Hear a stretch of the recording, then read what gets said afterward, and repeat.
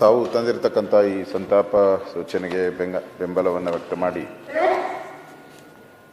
ವಿಧಾನಸಭಾ ಅಧಿವೇಶನ ನಡೆಯುವಂಥ ಸಂದರ್ಭದಲ್ಲಿ ಅದು ಈ ಅಧಿವೇಶನಕ್ಕೆ ಸಂಬಂಧಪಟ್ಟಂತೆ ಮೊನ್ನೆ ತಾನೇ ನಾವು ಮೇಟಿ ಅವ್ರದ್ದು ಸಂತಾಪ ಸೂಚನೆಯನ್ನು ಮಾಡಿದ್ದಾರೆ. ಅವರು ಸಿಟ್ಟಿಂಗ್ ಮೆಂಬರು. ಇವರು ಶಾಮನೂರು ಶಿವಶಂಕರಪ್ಪನವರು ಅಷ್ಟೇ.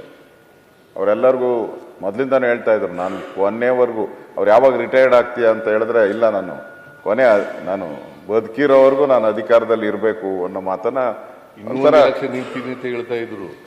ಇನ್ನೊಂದು ಎಲೆಕ್ಷನ್ ನಿಲ್ತೀನಿ. ಹೌದು, ಇನ್ನೊಂದು ಈಗಲೇ ಅವ್ರಿಗೆ 95 ವರ್ಷ, ಇನ್ನೊಂದು ಎಲೆಕ್ಷನ್ ನಿಲ್ತೀನಿ ಅಂತಲೂ ಕೂಡ ಹೇಳ್ತಾ ಇದ್ರು. ಅಂದ್ರೆ ಆ ಥರದ ಗಟ್ಟಿ ಮನುಷ್ಯ, ಭಾಳ ಗಟ್ಟಿ. ಅದನ್ನು ಅವರ ಇಡೀ ಜೀವನ ನಾವು ಒಂದು ಸರಿ ಮೆಲುಕು ಹಾಕ್ಕೊಂಡ್ರೆ, ಅವರು ಪ್ರಾರಂಭದಿಂದನೂ ಕೂಡ 1931 ಅವರ ಹುಟ್ಟಿದಂಥದ್ದು.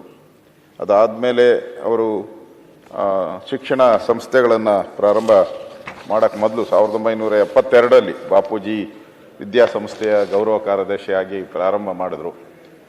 ಮುಖ್ಯಮಂತ್ರಿಗಳು ಹೇಳಿದ ರೀತಿ ಇವತ್ತು ದಾವಣಗೆರೆ ಅಂತ ಹೇಳಿದ್ರೆ ದೊಡ್ಡ ಒಂದು, ಎಲ್ಲಿ ನೀವು ಆ ಹೈವೇನಲ್ಲಿ ಹೋಗ್ತಾ ಇದ್ರೆ ಎಡಗಡೆ ಬಲಗಡೆ ಎರಡೂ ಕೂಡ ವಿದ್ಯಾಸಂಸ್ಥೆಗಳೇ.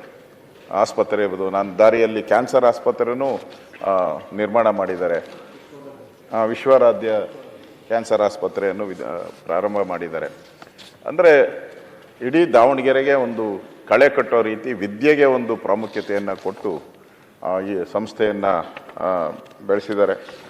ನಗರಸಭಾ ಸದಸ್ಯರಾಗಿ, ಅಧ್ಯಕ್ಷರಾಗಿ, ಶಾಸಕರಾಗಿ, ಮಂತ್ರಿಯಾಗಿ, ಅದು ಸಿದ್ದರಾಮಯ್ಯನವ್ರ ನೇತೃತ್ವ ಸರ್ಕಾರದಲ್ಲಿ ತೋಟಗಾರಿಕೆ APMC ಸಚಿವರಾಗಿಯೂ ಕೂಡ ಕೆಲಸ ಮಾಡಿದ್ದಾರೆ.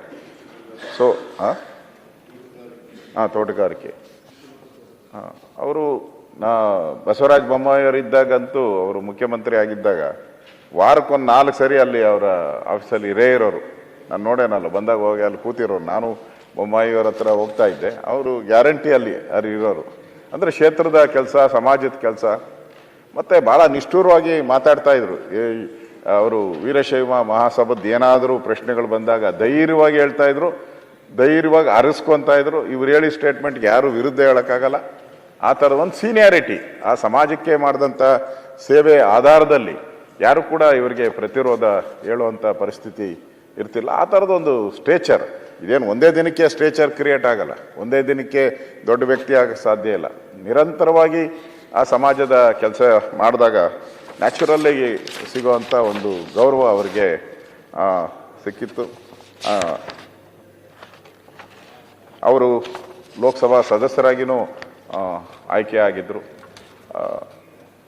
ಅವರು ತೀರೋದು ನೆನ್ನೆ ನಾನು ಫ್ಲೈಟಲ್ಲಿ ಬಂದು ಇಳಿಬೇಕಾದ್ರೆ ಸಮಾಚಾರ ಬಂತು ನನಗೆ. ಬೆಳಗಾವಿಯಲ್ಲಿ ಇಳಿದಾಗ ಒಂಥ ಹಿರಿಯ ರಾಜ, ದೇಶದಲ್ಲೇ ಇವರಷ್ಟು ಹಿರಿಯರು ಯಾರೂ ಇಲ್ಲ ಅಂತ ಪತ್ರಿಕೆಯಲ್ಲಿ ಬಂದಿತ್ತು.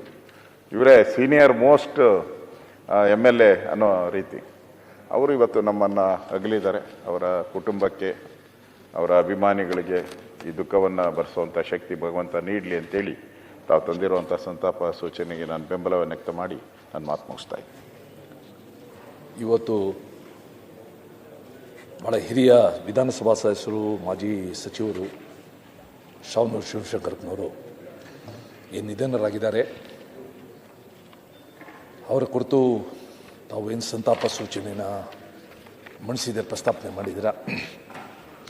ಈ ನುಡಿ ನಮನ ಕಾರ್ಯದಲ್ಲಿ ನಂದು ಕೂಡ ಭಾವನೆಯನ್ನು ಹಂಚಿಕೊಳ್ಳೋಕ್ಕೆ ಇಷ್ಟಪಡ್ತೀನಿ.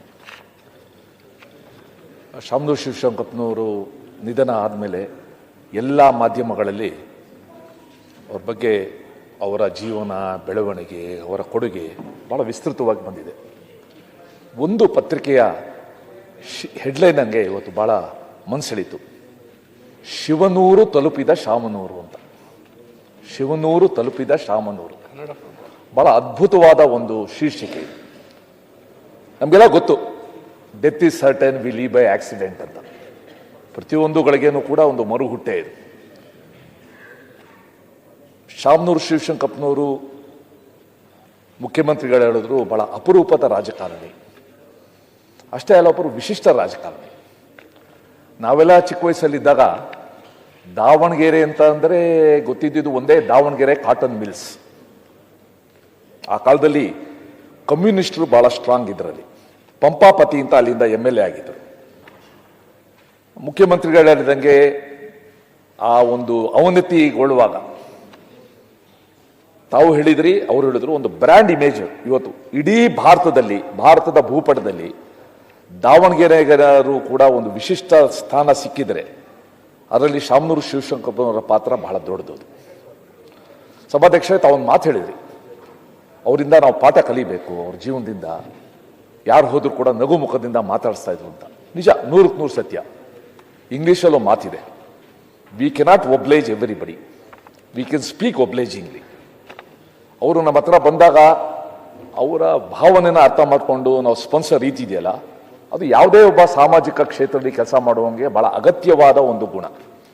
ಅದನ್ನು ನಾವು ಶಾಮನೂರು ಶಿವಶಂಕರಪ್ಪನವರ ಈ ದೀರ್ಘ ಕಾಲದ ಬದುಕಿನಲ್ಲಿ ನಾವು ಕಲೀಲೇಬೇಕಾದ ಒಂದು ಅಂಶ.